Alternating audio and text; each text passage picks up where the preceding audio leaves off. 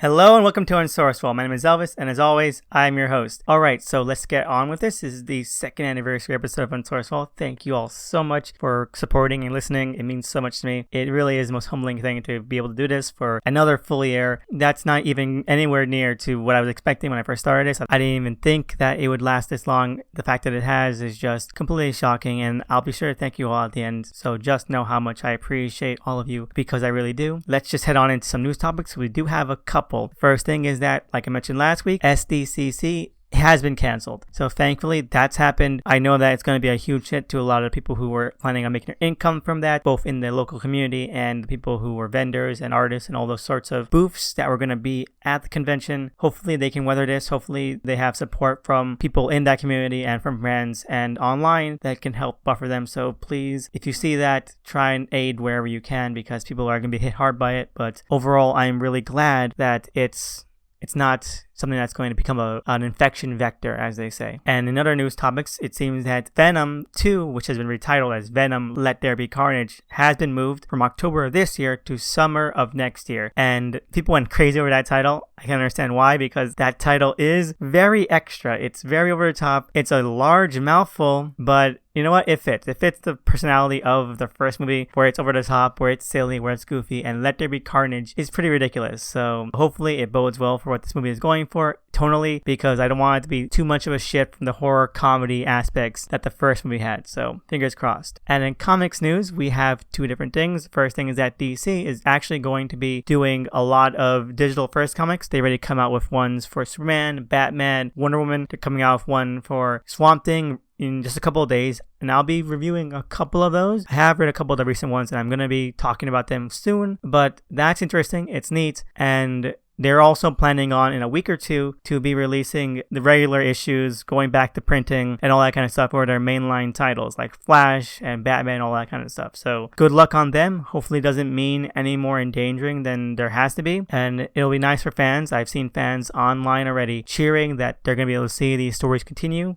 The stories they've been waiting for the last couple of months finally get picked up and resumed. I know that everything's been in flux because printing is shut down, distributing has been shut down, comic shops have been pretty much isolated, and a few have even completely gone into bankruptcy and folded, which is a shame. So hopefully DC's plans are solid and that they don't put more at risk. So fingers crossed for that. And it wouldn't be another quarantine week of Unsourced Wall if one of the comics news topics wasn't dedicated to talking about the insane ramblings of Comicsgate, because just this past week and a half, it's been a while since my last episode, it turns out that Comicsgate once again decided to wrangle poor Darwin Cook's widow into their madness again. Now I say again because this happened about 2 years ago. They made some ridiculous claim that Darwin Cook was one of them and that he would have supported Comicsgate, and his widow was like, no, he didn't. Here are some really obvious reasons why. Here are some statements he made about people who are huge in Comicsgate, pillars of Comicsgate, that shows that he did not like them on a professional, personal, and human level. And then they spammed her account again and again to the point where she had to put on lock, and well, it happened again. And well, as they say, people who don't learn from history are doomed to repeat it, because once again, they made that claim. I think it was EVS this time. She said, no, here are some credible things.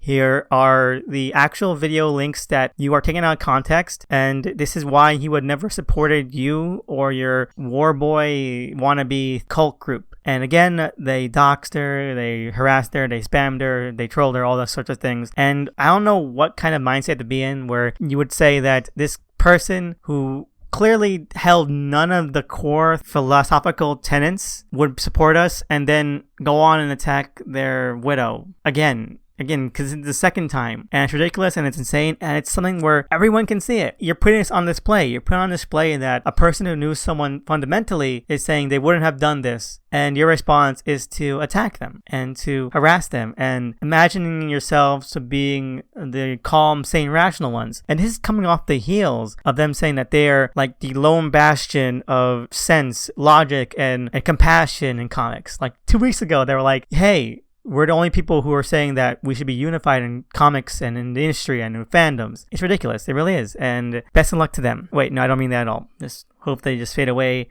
into ignominy. Anyway, let's move on to what I read this week. I actually did read two things. They were two of the digital first comics, Superman, Man of Tomorrow Part 1 and Wonder Woman Agent of Peace. Now, there's not much to say about either of them. They're very much your very standard comics issues and stories. They feel very basic. That's nothing wrong with that. Superman I actually enjoyed, but they feel like they could have come out at any time, in that they are the kind of comics that would be pre-packaged in a Scholastic book order or a lunchbox or a cereal. They feel like free comic day comics in that they are disposable, easy reads. It's nice that the digital first lineup for DC is sort of maturing a bit, and I mean that in the way that they are full comics. They are full comics issues. While digital first DC comics have usually been like 1/4 of an issue, and then each page would be like just half of the page it would have been in a regular floppy. It's nice. It makes them feel substantial. It makes the stories feel more complete. And the reason why I'm not separating these two and reviewing them separately is because, well, like I said, the story isn't that interesting. Superman has very much a standard story with a standard moral and just your classic and kind of cliche character beats and sort of dynamics. And it's fine. It's fine. An easy, quick, and fun read. Wonder Woman, it's a team-up story with Harley Quinn, and I didn't give much of a crap about it. It's not easy to get into unless you really like Harley Quinn and her comedy, and I don't. And it's a shame that Superman had a classic Superman story where he battles Parasite and says a lot of fun stuff and is an inspiration to the community and says something very moral, whereas Wonder Woman has to sort of just be the straight man to Harley Quinn's antics, and it's a shame. I wish and I hope that future issues of Agent of Peace do more to have Wonder Woman stand on her own and, you know, actually showcase what makes her a great character and what makes her supporting cast great, because even Lois and Jimmy have fantastically little fun character beats in the Superman issue. So it's a shame we didn't get any of that in Wonder Woman. So overall, Superman Man of Tomorrow Part 1, 2 thumbs up for what it is. Wonder Woman, 1 thumb down, 1 thumb middle. And let's move on. We have nothing to watch this week. I think that things are going to be picking up in about a couple weeks or so when we get Stargirl and HBO Max dropping and seeing the things that are going to be put on there. And we already know a couple of the shows that HBO Max is coming out with, including a J.J. Abrams produced Justice League Dark show. And I have to say, it would be a lot easier if they just poured actual garbage on my lawn rather than make that show. But I'm keeping my thoughts optimistic. Fingers crossed. And we do have, for the first time in a couple of weeks, some listener questions. We have 2 this week. The first one is from the ever amazing Medea, and their question is, Rex for non-Big 2 comics in recent years. Now, this is going to seem like kind of a retread, mainly because all the stuff I've read for like the last 2 years, I've mentioned on this show. Like, even if it's not Marvel, even if it's not DC, I will go out of my way to mention it if it's something that I'm reading consistently, that I'm enjoying consistently. Forgive me if you've heard these ones before. Alright, so first off, I want to mention one that I didn't mention before, and that is Jodorowsky's The Meta Baron Season 2, or second cycle. It just finished, although it seems that this one is less of a complete story than the first cycle, which he did with the unfortunately passed away Juan Jimenez. This one is clearly just setting up more stories, and it's about a handful of European style issues long, and it's amazing. If you love the Meta Baron, it'll be kind of tricky to get into because it does retcon a lot of stuff, and it's co-written and co-dialogued by someone else entirely that's not Jodorowsky, so it feels a little bit too modern and a little bit too fanboyishly fan-servicey. It feels a little bit too self-conscious about it, but it's a fun series. I wish I had waited longer to read it, honestly. I had thought it was already a finished series because it said second cycle complete, so I read it, and it's like I said, I think Jodorowsky is planning for multiple seasons of the Meta Baron. It's a shame that I have to wait even longer now, but fingers crossed for that. It's a great series, and I'm thankful for it even existing, as hopefully it will get more people into the original Jimenez masterpiece. And speaking of Jodorowsky, I do seriously enjoy his current sequel to El Topo, Sons of El Topo. I've only read Kane, the first issue, which I thought was fantastic. It is very, I guess, lascivious and vile in the way that Jodorowsky can be. So it's not for the faint of heart, but it is also rather fun, rather heartening, and also as kind of like, I guess, brimming with machismo and charisma that Jodorowsky is able to imbue in his comics. So I like that as well. As for the rest, like I said, these are going to be ones I mentioned before, like Cy Spurrier and Dave Kendall's The Fall of Dead World. And the third and final act and book is set to start in a couple of months, so I can't wait for that. I also really enjoy The Wrong Earth and Billionaire Island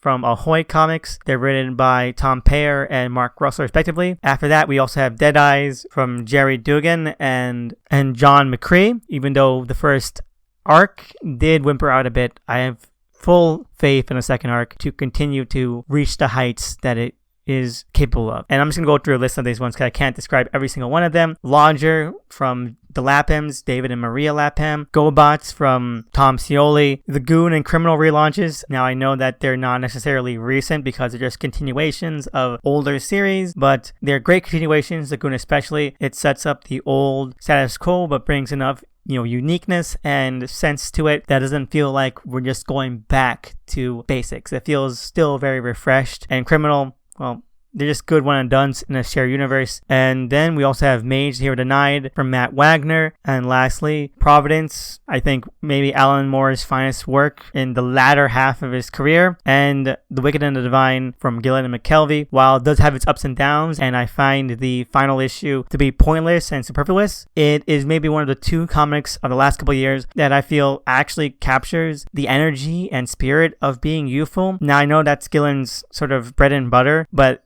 all of these other attempts at being youthful in comics kind of suck, and The Wicked and the Divine actually feels genuine about it. So that's about it. Hopefully that satisfies your question, Medea. It's been quite a while, and I'm still pretty rusty at this. Our second question comes from the ever great Sazea on Twitter, and their question is, do I like Lee Kirby Fantastic Four as much as the Fourfold stuff? And the honest answer is no, not really. I don't. Now, I'm not saying I hated Fantastic Four. Fantastic Four was one of the first comics that I read that was from Marvel. Now, it wasn't Fantastic Four as they are right now. It was pretty much a combination of Ultimate Fantastic Four and the little Tokyo Pop digest, and while I find them pretty okay, Lee Kirby Fantastic Four on its own, it's not as great.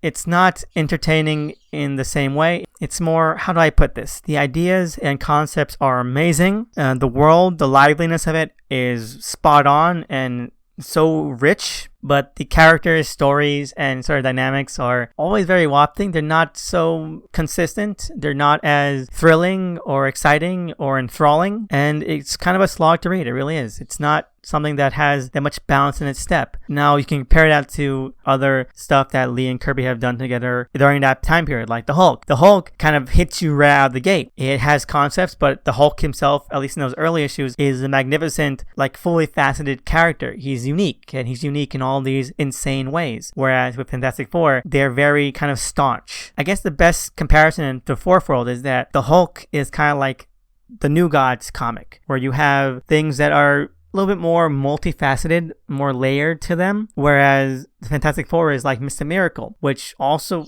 like has some great concepts, but it's definitely meant to be more standard, more accessible, more palatable, and as such always feels like it's pulling its punches. It's not quite as dull as the original X-Men run, but it's kind of close. The only thing really keeping it afloat is Kirby's art, or Kirby's aesthetics and his world building through the visuals, and maybe that's enough. And I think that's probably enough, but it's not ever going to be on the same level as other things that he's done solo, other things where he's had more control or more effect on than Lee, and definitely not as much as the Fourfold. Now, I do hope one day to read a Fantastic Four ongoing that really captures my imagination. Ultimate Fantastic Four almost gets there. It's kind of ingenious in some ways, especially under some really capable writers like Ellis was and like Carey kind of was, but overall, there's never really been a perfect Fantastic Four run for me that hits just where I need it to be engaged in it and to really see myself get immersed in it. And it's a shame because I really do want to someday. So thank you for the question, Sazea. I really appreciate it, and it was really fun to just kind of dig into these thoughts I've had for a while. So thank you again. And our last question is from the amazing Roliver Queen, who does reviews and also has an amazing channel about all kinds of different topics, including comics, and that I will link below. We just recently did a collaboration video on the Fast and Furious franchise. I'm also going to link that below. Please check his channel out and please check that video out. I'm really proud of it, and especially proud that I was able to work with such a great YouTuber and creator. So I just want to get that all out of the way, that his details below, and that you'd be doing me a really great favor by supporting him as well. Anyway, his question is, what are my thoughts on the recent Diamond debacles? And honestly, I don't have that many thoughts in it because it's something that we all kind of saw coming. It's not something that is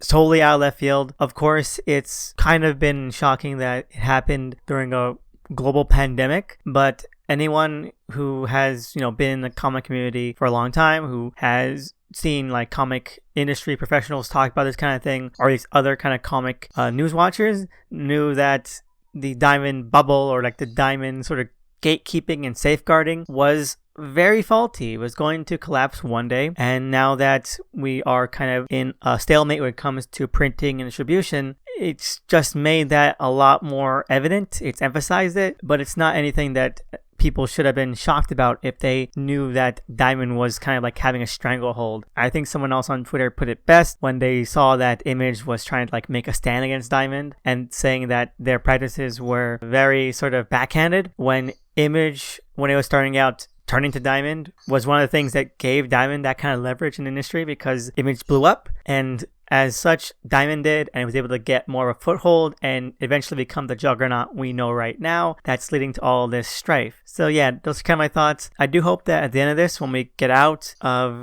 this pandemic and we start to see things realign, that we can move past Diamond. I think that DC's Digital First is probably a good step in the right direction, because like I said in my review of those Digital First issues, that new wave, they're actual comics. They're not like the small half-size Digital First comics they used to do back in the day. So I think that would be a nice way of maybe, getting some of their power back away from Diamond, because it is kind of like they have their foot on the neck of the industry right now, and it's a shame. It really is. And I just want to say thank you to everyone out there who's ever sent a question, comment, or topic. It means so much to me, and I'm just so grateful that anyone is even sending in questions or really listening or supporting. I know that we've all gone through some tough times, and I just want to say that it's really appreciated, and that I hope you're all being safe, and I hope that all your loved ones are being safe, and that we all make it through this. So thank you again so much. I just want to say thank you to everyone who supported the show for the last 2 years, to Illuminated, to Tex, to Judge Anon, to Medea, to Zazea, to Not, to Norin, to Ro, to Sunglass Pre, to Aki Kitten, and of course to @.mc for doing the amazing cover art. It's been such a blast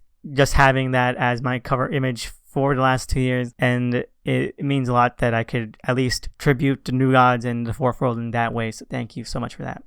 And to so much more. If I didn't mention you, then please shout out on the comments below or on Twitter so that I can get your name in next week, because it means so much to me, and I am truly so grateful and humbled by it, and it really is just the most exciting experience that I've had, and it's all up to you. It's all because of you, and it's all because of you. So thank you again so much, and thank you again for 2 years. Hopefully we can make it through this year, and we'll be celebrating the 3rd anniversary in a better place. So again, thank you so much, and see you again next week. Hope you have a great one.